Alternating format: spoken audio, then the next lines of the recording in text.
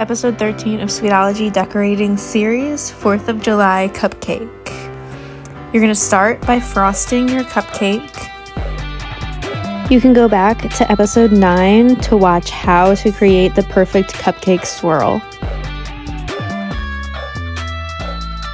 You'll then grab a piece of parchment paper and pipe small circles or stars for your flag.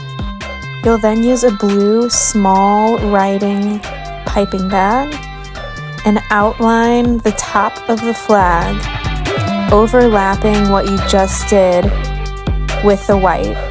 You'll then grab your red with a writing tip and you'll do the red stripes, making sure to touch those edges of the blue and the red so that when it freezes, it all stays together. Same thing with your white piping bag.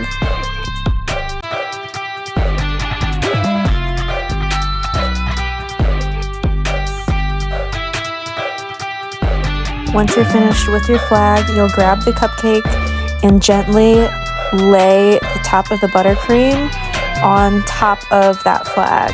Throw it in the freezer for 30 to 45 minutes so that it can harden. And there you have your 4th of July flag cupcake.